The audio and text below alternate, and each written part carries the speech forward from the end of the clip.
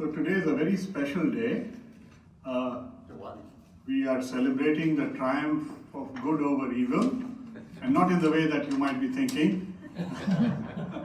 It is the new moon, and it is a very special new moon for people, millions of people in India, because it is the festival of Diwali.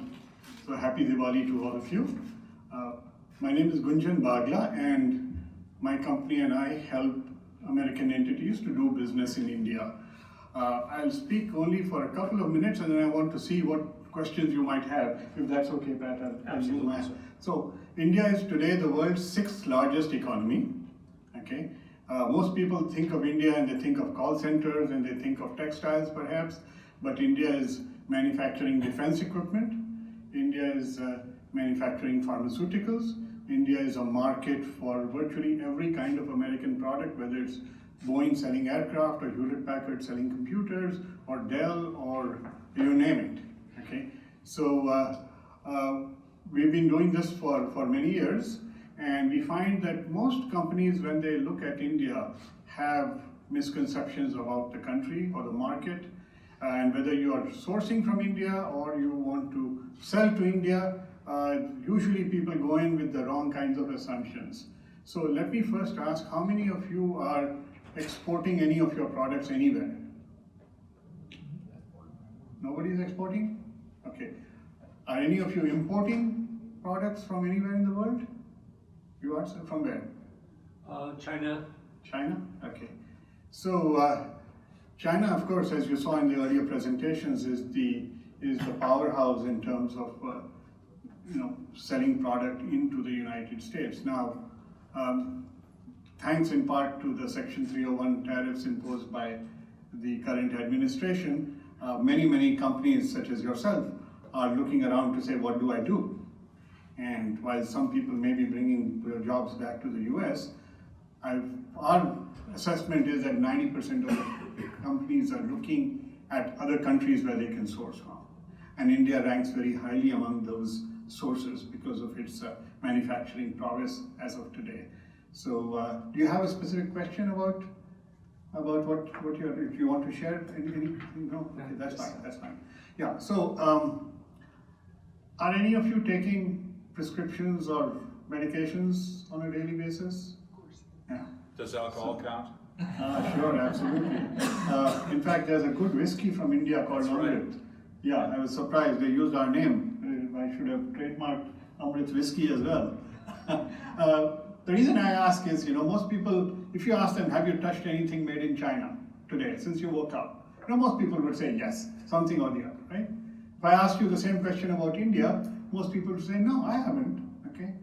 But most prescription medications, if they are generics or if they are being produced for a while, are actually manufactured in India today. Now, when you get that from Kaiser or CVS, it doesn't necessarily say made in India, but if you look at the label and it has a company name like Lupin or Dr. Reddy's or Aurobindo, those are all Indian companies, okay?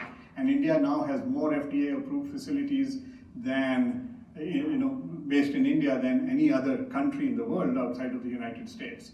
So there's a tremendous amount of trade going on, and I call it India inside, but people don't necessarily see it on the surface, but it's there, okay? So the kinds of things that people trip up when they go to India, okay? Most companies have had some success in China.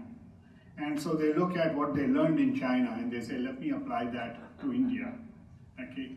And that's probably the worst mistake you could possibly make, because the only thing common between India and China is that they are two large countries in Asia, okay?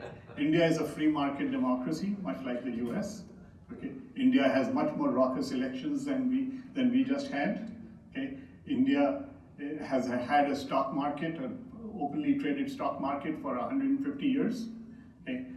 Google and Facebook are not censored in India. So most people who live in India have a very positive impression of the United States, and you were in India. I was. And was that your experience as well? I had a positive impression of the United States when I was there too. Yeah.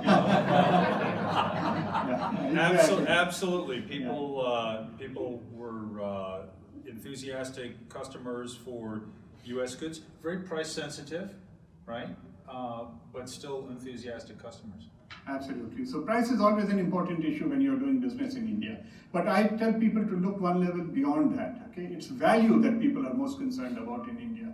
Okay, so when my relatives come from India, they always want the MAC cosmetics. They're buying all kinds of expensive stuff because that is valued in India. Now India is buying Boeing aircraft. They're certainly not the lowest cost aircraft in the world, right? Because again, Boeing has been able to make this case in India that the value that they provide is superior to the old Soviet aircraft that India was buying for decades and decades. Okay, so the Indian customer is extremely value conscious, and if you have products that have bells and whistles that the Indian buyer does not need or does not care for, then you need to reconfigure it in a way that you can still deliver most of the value for possibly a lower cost. They are concerned about lifetime costs. If you have lower maintenance because your product is superior to the made in China product, they will value that. Okay? So yeah, absolutely. Anytime you're doing business with an Indian buyer, they will always tell you your price is too high. Okay? If you're selling something for $100, they'll say it's too high. You sell that same product for $10, they'll still say it's too high. Okay? So what I tell my clients, that's like good morning and good afternoon. Okay? If they don't tell you the price is too high, that means they're not even considering your product. Right? So don't take that to heart. You really have to peel the layers beyond that and find out really, can I offer value?